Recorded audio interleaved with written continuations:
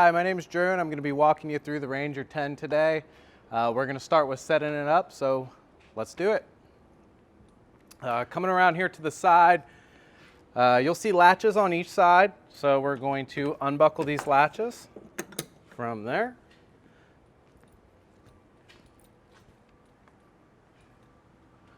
We're then going to do the same thing on this side here. Now we're going to pretend like we were putting this up in high wind. So from there I would utilize the high wind kit here. What you're going to do is you're going to keep a good firm hold on this. This is going to give you a handle to keep this from taking away from you in high wind. So once we kind of lock that in there, we can come here.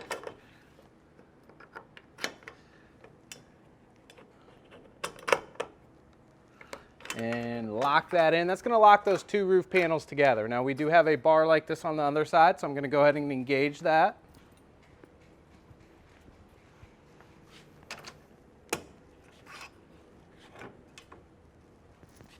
And you want to make sure that this roof panel is all the way up there.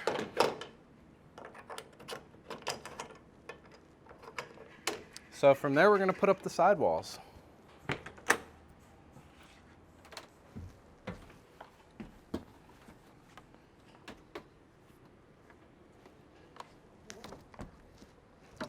Now here on the inside of the door, you'll see you have latches here. So you have 4 latches, 2 for each wall panel. So when I put these in, I like to kind of put the meat of my hand there and kind of, since the tolerances aren't super tight, you may have to kind of force that in.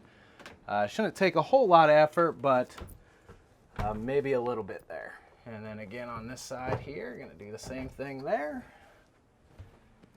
And then we're going to lock these 2 panels together as well. And there you go. Finish up by locking the 2 pieces of the door together. Cool. So that's how you set it up. We're going to go through the presentation of the unit and then we'll show you how to tear it down as well. So starting up front here, we have your interstate deep cycle battery. This does carry a fair amount of maintenance. What that's going to entail for you is 2 or 3 times a year we're going to pull these vent panels up. We're going to refill with distilled water as necessary. So these 2 vent panels, there is a clear marked water line. We're just aiming to maintain that water level. 20-pound propane tank directly behind that. Open and close valve on the top. I find generally most people are familiar with the use of these tanks. Same variant you're going to find on any gas grill. Again, open and close valve on the top. This particular tank is held onto the unit by these J-hooks here. Now on the underside of each J-hook, you're going to see a wing nut. You would, in this case, just loosen that wing nut, allow this J-hook to swing out of the way. That will allow you to, of course, pick up the tank and get it filled when you unscrew this pigtail here. Coming around here to the side, first thing we're going to come to is your 6-gallon capacity water heater. This water heater does accept an anode rod. So what that's going to mean for you, your anode rod is here. What that means for you is that it is a consumable part. So that's going to last a year or 2. Or a season of camping or season or 2, and then it's going to need to be replaced. So what it does is it acts like a magnet for hard water deposits, calcification, things like that. They deposit onto the end of that anode rod, eat away at that as opposed to the inside of the water heater. Now it does also pull double duty as your drain plug, and when it does come to replace that anode rod, you're going to be replacing your drain plug as well. Manufacturer has 2 very specific recommendations for the unit. That is going to be draining the unit separate of the system anytime it is going to be stored for more than 7 days. What you're going to do for that is, of course, give it ample time to cool down, number 1. Possibly a lot longer than you would think, 3-4 hours at the minimum. Once you're fairly certain that it has cooled down, we're going to depressurize that. You can either, probably easiest way to do that in this specific scenario would be coming over here to the outside shower. Once we've cut water to the unit, the flow of water into the unit, we can then depressurize in it using the hot side of the plumbing. Now this does go for any spigot in the unit, so we do just need to turn the hot side of the spigot on to depressurize it. From there, once it is depressurized, we're safe to come here, back that anode rod and drain plug out. It's going to expel, the remaining 5-6 gallons of water that are in the unit.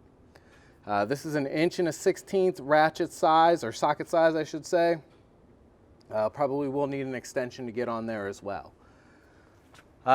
If you have followed the manufacturer's recommendation, when you do start your camping trip, you will need to feed 6 gallons of water into the unit before lighting it there on the inside. To do that, it is going to be very similar to depressurizing it. Again, you can do it here with the outside shower, but what that's going to entail is, again, just turning the hot side of that outside shower on. Before you see water at the actual shower, it's passing through the water heater on that hot side. So once that flow normalizes here from the outside shower, that is an indicator that you do have 6 gallons of water inside the water heater, and you can go ahead and light it and use it as normal. Closing this, you have a little tab here. Line that tab up, go ahead and pull it and rotate it, and that's going to keep that locked on. Now you do have orifices here that need to be covered with some bug screening material. Mud daubers, really any flying insect is attracted to the smell of propane, so they crawl up here into the burn tubes and make their nest as close as they can to the flow of propane. Directly beside that, we have a solar plug. Now that is a ZAMP style solar plug, but most of the big names in that portable solar industry carry that same plug. Anyway, that is just a direct connection to the battery on the unit and is designed for a portable solar panel. Anything that kind of fits into that portable category is essentially going to be a plug and play connection again to the battery. Outside shower here, we already spoke of it. Have access to hot and cold water, a little hanger here for the head. Nothing too crazy with that. This hose and sprayer loop around there, stowed under key there. Again, nothing too crazy.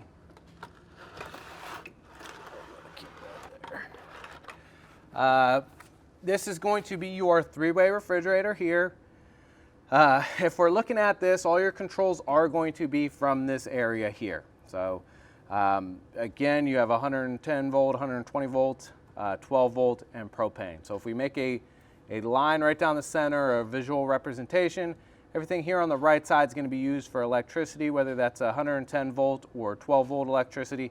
Everything there on the left of that panel is going to be for propane. So whether we're operating it on 110 volt or 12 volt, this is going to be our temperature control, 1 through 7. Does have a firm on and off there once you get to 0. So, and then if we were running this on propane, we're going to go ahead and, so it would be in that off position. We're going to turn it to high. You'd sit here with your finger on this pilot or this knob here, and you push that down just like lighting any other pilot. I like to sit here with my finger on the pilot for 30 seconds or so before I even start actuating this piezo igniter here. So after about 30 seconds, I would start lighting or pushing that piezo igniter as rapidly as I can. Now, if I do that long enough or well enough, I will see a flame here if I pull back this window. So I didn't actually get it to light, but that is the motion there. So just keep that in mind. Hold this for 30 seconds. Once you're certain that you have enough gas through the line, go ahead and actuate that piezo igniter as quickly as you can. That would be your sight window if you need to take a look. Also, a very large intrusion point for mud daubers and flying insects. These are your vent covers. These will be in place when using the unit. But these, again, don't protect you from flying insects, so we're going to want to screen these off as well. And again, another place for a bug screen is going to be the furnace here. Very important, again, to keep the mud daubers and flying insects out. Other than that, for this specific appliance, not too terribly much from a maintenance standpoint. It is an exhaust vent, so make sure we do let it exhaust. Wouldn't want to put a lawn chair or anything up in front of it. It does blow very hot air when it's on. Tire pressure and lug nuts. These tires sit at a 65 PSI. That is the max tire pressure rating. With all trailer tires, you do want to run them at the max, which is again 65 PSI. So that is on this sticker here, and as well as the sidewall of the tire. Now these lug nuts have been torqued down to 100 foot-pounds here in the shop. Every manufacturer recommends a retorque procedure, and in this case it's going to be the first 15, 25, 50, and 100 miles of initial travel. They want you to go ahead and retorque those lug nuts down to 100 foot-pounds. Manufacturer further recommends that at the start of each trip, thereon after, you do go ahead and check those and make sure they are maintaining that 100 foot-pounds of torque. Now we also have your drain outlet down here. And the way that Aliner does it is, since there are no gray water holding tanks, they have that inside sink just plumbed through the floor, and then it makes a right angle out here to the side. So that's going to be your dump valve there. It is covered by this cap. If you want to go ahead and reduce that down to a garden hose size, they do make a coupler for that. If you want to route your wastewater away from the campsite, you can do so as well. So we have your freshwater connection or city water connection here. This is what you're going to use anytime you have access to full-time running water. Now what's very important with that city water connection is managing or regulating the pressure that we are sending into the unit. We're going to do that with the water pressure regulator. Now this water pressure regulator specifically keeps the water pressure in between 40 and 50 PSI. If that happens to not be enough pressure for you, you can step that up, upwards to about 75 PSI. I wouldn't recommend really going any higher than that. They do make high flow pressure regulators or adjustable pressure regulators if, again, you find that this one is not suitable for your needs. However, any water pressure regulator, it's going to be my recommendation that you do go ahead and hook that directly onto the spigot or the water source. And then hook your hose onto that. So this goes directly to the water source, then your spigot side of the hose hooks onto that, and then we thread this on to the camper by rotating the trailer bound connection. Reason being, mostly is we want to keep as much weight off of these trailer bound connections as we can. Now if we skip over here to this guy, that's going to be your potable water fill, or that's going to fill your onboard water tank. In this scenario, we're just going to stick a garden hose directly in there, fill it up to it overflows, cap it off, and we do need to use that onboard water pump to pressurize the system and draw that up to the fixture.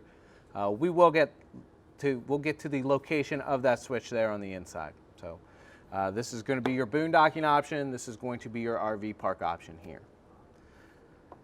30 amp, 110 volt connection here. This does only plug into the camper one way. If we go ahead and take a look at the end of this plug, you can see you do have an L-shaped prong there. It is only going to be accommodated one way. So when we go ahead and plug it in,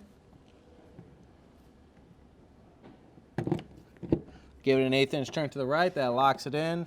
Then we do have this secondary collar here. We can screw down and lock it in further. If you want to go ahead and pre-cool your refrigerator or do any, kind of final checks before taking the unit on the road, you can use this reducer. This is a 30 to 15 amp reducer. And again, it's helpful if you want to pre-cool the refrigerator, things like that. Mostly designed for short-term use. If you do kind of find yourself running on a reducer more for extended period of time, may think about upgrading to a dog bone style reducer, which is just going to dissipate heat a lot better than this one. So just something to think about there.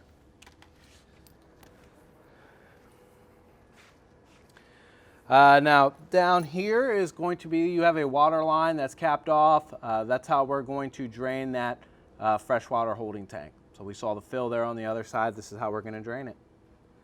And then we do have stabilizer jacks here on the rear corners of the unit. These are for stabilization, they're not for leveling. So in this guy here, this is your crank handle. So this is what you're going to use to bring it up or down. In this case, we're going to come down, make contact with the pavement, maybe just a 1/4 to 1/2 turn to shore everything up. This is again just to stabilize the floor, keep you from feeling like you're walking around on a couple tires. If we're doing any leveling of the unit, leveling from front to back is going to be done with the main tongue jack up front. Leveling from left to right is going to be done with the tires and your choice of a leveling kit. Full-size spare here. Nothing really too terribly much to speak of.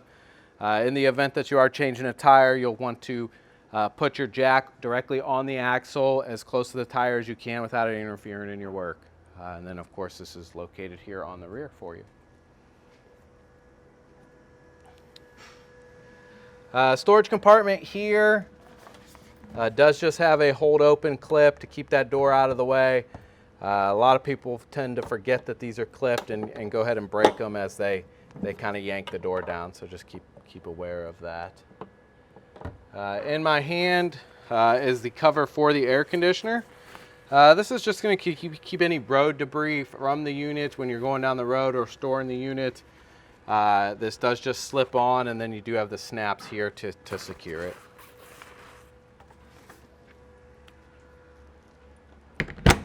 Steps are up and in.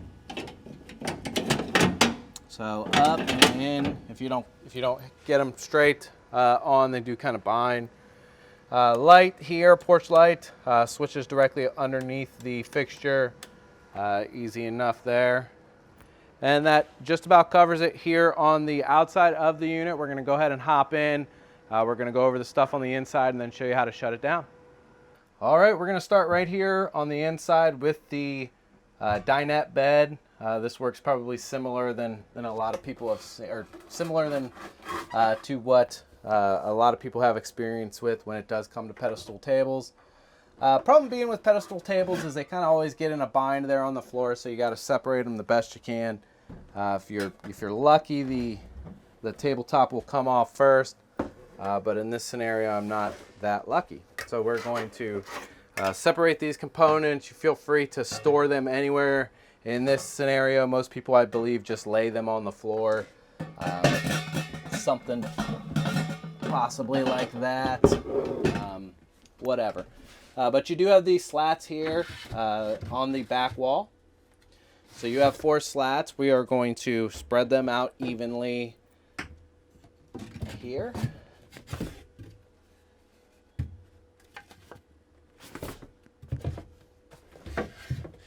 And I'm not going to spend too much time doing that, but you do have a couple more.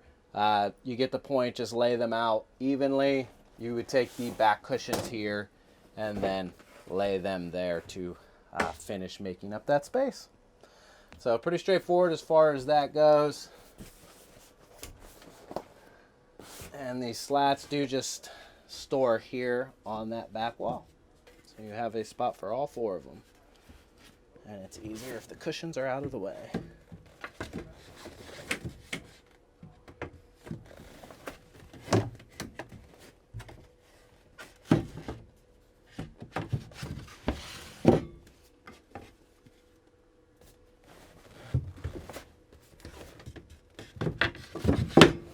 And then tabletop goes up fairly easy enough. So you'll put the pole in first and get it in there as deep as you can before you put the tabletop on. That's going to help keep everything nice and steady, and then we just line up that tabletop there and again kind of keep everything nice and tight so it is as stable as it can be. Light here, 2 main lights on the unit, one in the front, one in the back. Of course, again, switches right there on the fixture. Back shade here is just a friction shade. You can pull that up or down, it's easy enough. Down on the floor here, we have your carbon monoxide LP leak detector.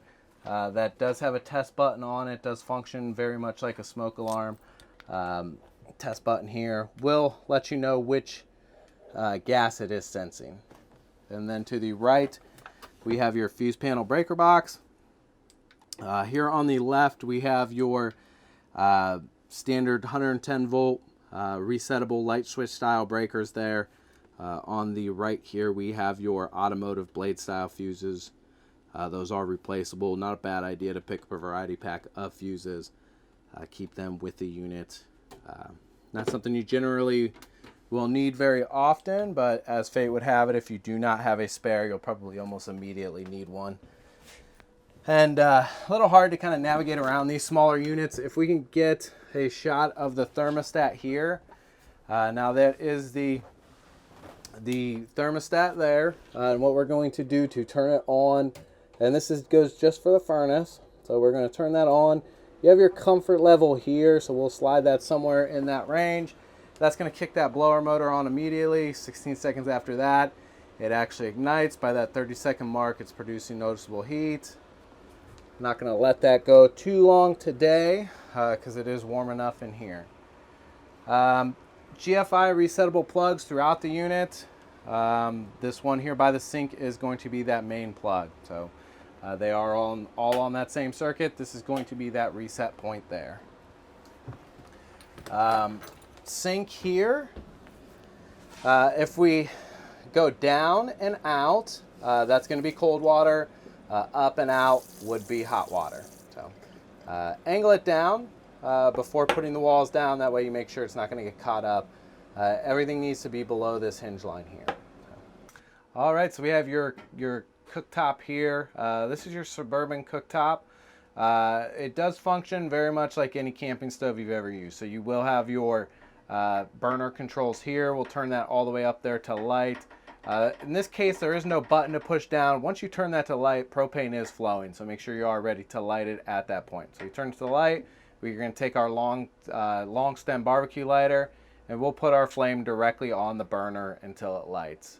From there, we can go ahead and choose the flame intensity by going up or down the scale here. This does fold up, so you would fold in these wind blockers there and allow that to come down. Again, you want to make sure you put that down before trying to close the walls down. You'll learn pretty quick that that's not going to work for you.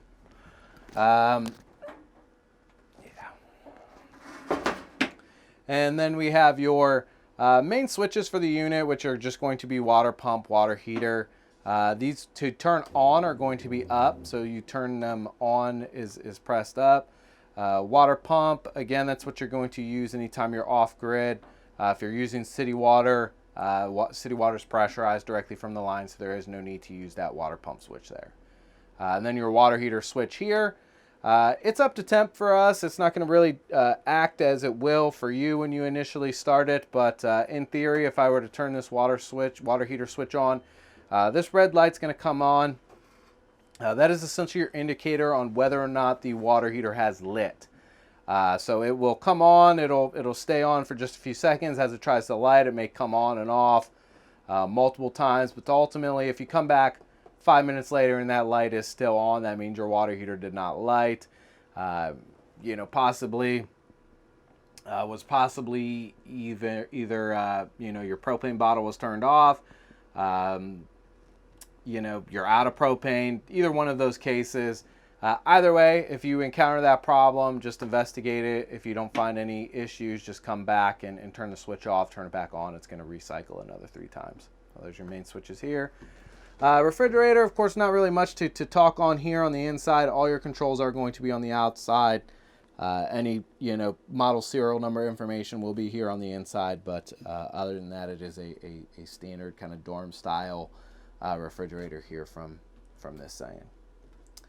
And then standing up here, we have your fantastic fan here above my head. We'll go ahead and open that up. Probably for you would unlock it first. So here's your lock tab. It does have an arrow there indicating lock or unlock. So unlock that, put the lid up. You need to choose a direction and a speed for that to get it to come on. So we can either bring air in or exhaust it. And we do have 1 through 3 here on speeds. A little fuse holder here, and then again that lock tab. Biggest thing with this is make sure you do close it before going down the road.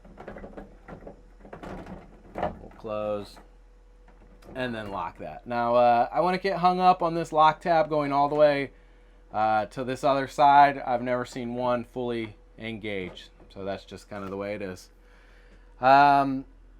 Up front here, we still have that other pull shade we saw on the back. Again, similar light here. And then this is going to be your single bed. So this one doesn't slide out or anything, but you do have a lot of storage there on the underside, which is nice. And then another door here for storage as well. Up top, something I forgot is going to be your smoke alarm. Is a regular 9-volt smoke alarm, just like you have at home. It'll let you know when it needs to be replaced. The battery will let you know when it needs to be replaced. And it is our recommendation as a dealership that we do test all of our safety equipment every time we take the unit out. That is also going to include your fire extinguisher here. So this particular model does have a pressure gauge. So we are just going to inspect that pressure gauge, make sure it's holding its pressure. And then we do have a on-off switch there for the step to light the way on your way out. Only thing left to do is go ahead and close it up. So we're going to get that on camera here real quick. First thing you do is make sure everything is off and below the hinge line. Make sure that we turn these, your water pump and your water heater off, because this will basically be your last chance to do it, and if you forget, you have to set the whole thing up again. So we're going to undo both back sides first, or back hinges I should say, or latches, however you want to call it. Reason being is because this wall always comes down first, and if we put this wall down, oftentimes you can't reach this latch for the other side, so we just get it right out of the way. We do the 2 rear latches first. Now one thing I do like to remind people is that there is nothing, once you undo these latches, these walls are pretty much free floating. So there is nothing to keep that up. If you take your hand off of it, it's going to come down. And if you're not careful, it may bonk you in the head. So this one, again, this wall always comes down first. So it comes down there. And then this one's going to come down next. So before we put the passenger side wall down, we do need to go ahead and unhook the door from the top piece of the door from the bottom door. If they were to remain locked as we put this door down, it's going to be fighting you here on this door, will damage the door. So keep that in mind. So once we get those down, in this case, I'll turn my back to you. And once we undo that, we're going to hold the door and put this wall down. Now from there, if it's just me setting one of these up or taking it down, I like to pop the wall, the ceiling loose from loose from here on the inside. Now since we have this high wind kit engaged, we would have to disengage that. So it's helpful if you have a buddy or something, because at that point you both could use the high wind kit to disengage it and just pop it loose. Now for me, I'm going to disengage both sides of the wind kit, hop on the inside, and just do it by myself. This is the return position for these. And again, these lock the 2 roof panels together. Their main design is to give you something to hold on to when you're setting it up so it doesn't get pulled away from you in the high wind. They do make everything more secure, and they do make it easier again to put up. So now that we have those disengaged, I'm going to hop right back here on the inside and get as close to center as I can, and I just pop that roof up. Now you don't have to worry about it coming down on your head. They do have some bungee cords there that keep that from just flying right down. Now from there on out, we're going to finish everything from the outside, so I do need to close both of these doors. Those roof panels do come over these doors when you close it. So from there, I start at the rear of the unit, and I just kind of walk myself forward until I can get another hand on this top roof panel as I bring that down. Now these latches are at their longest point when they are completely flat. So extended fully is going to be flat there. And once I get it, now sometimes, see that one worked out well, but sometimes if you have these off just a little bit, it can actually, it'll hit that buckle. In this scenario, I can't actually make it happen, but it may happen inadvertently from time to time. And then I'm just going to finish up here by locking this down. There. That's the Aliner for you. If you have any questions or concerns, please don't hesitate to give us a call. We can generally walk you through a lot of this stuff over the phone. So, thank you.